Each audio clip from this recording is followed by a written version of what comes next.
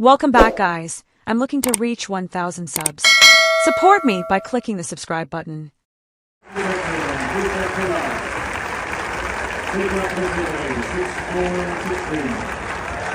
The Ice Queen has a secret, and Eala is about to find it on the clay of Rome. Stop what you are doing right now, because what is about to happen in Rome, Italy on this Sunday at the Foro Italico is not just a tennis match. It is not just the biggest match of Eala's career. It is not just a 20-year-old from Quezon City against the second-best player on the planet. It is the collision of two very different kinds of power. The kind that announces itself clearly, with titles and rankings and press conferences full of controlled, measured confidence, and the kind that announces itself only when it is already inside the match, turning a deficit into a lead, turning a crisis into a comeback, turning an opponent's certainty into something that looks a lot like doubt. Elena Rybakina is the Ice Queen, the unflappable Kazakhstani, the woman who won Wimbledon in 2022 without appearing to breathe, who won the 2026 Australian Open by defeating the world number one in the final, who just 3 weeks ago lifted the Stuttgart Trophy on clay for the second time in her career and barely broke a sweat doing it. Up to Rome this week and told a room full of journalists something that should have made every headline in the sport but got buried under bracket predictions and seeding analysis. She told them her body depends on the weather. That rainy days are the only days her preparation has felt right during this clay season.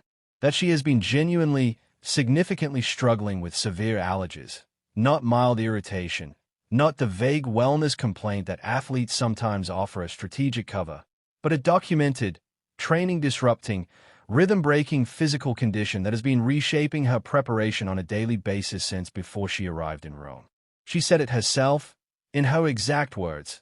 Last week she was struggling a lot with the allergies. Some days are better and some days are worse. The days when it rains are the best right now. And there is something else. Something even more revealing. Something that Rybakina admitted publicly earlier in 2026, in the middle of her most dominant season, with Australian Open gold still fresh and the number 2 ranking freshly printed. Elena Rybakina told the world that she feels nervous a little bit every single time she walks onto a court.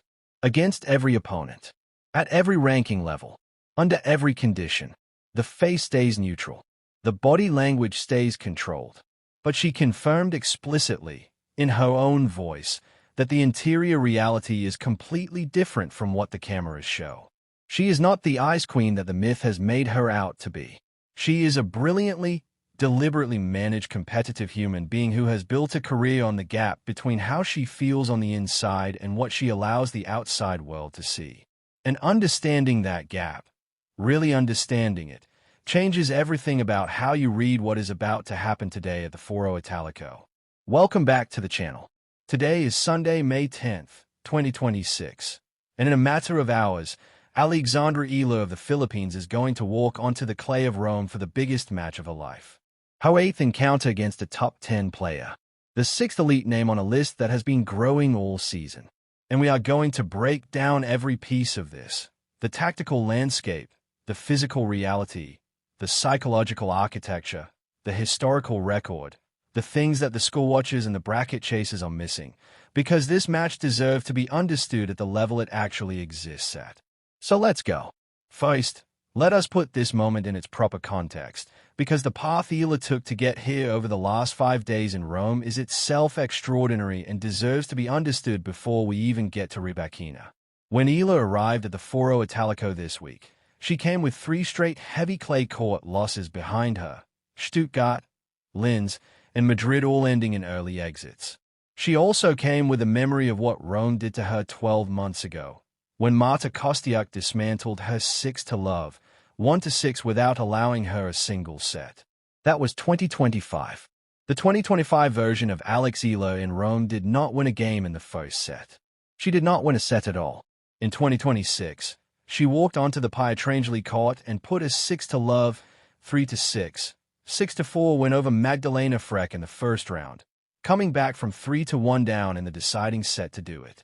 Then, 2 days later, she stepped back out onto the same clay and erased the only defeat on her record against Wang Xinyu, the player who had beaten her in 3 sets in Auckland in January, with a 6-4, 6-3 demolition that took just 8 to 6 minutes.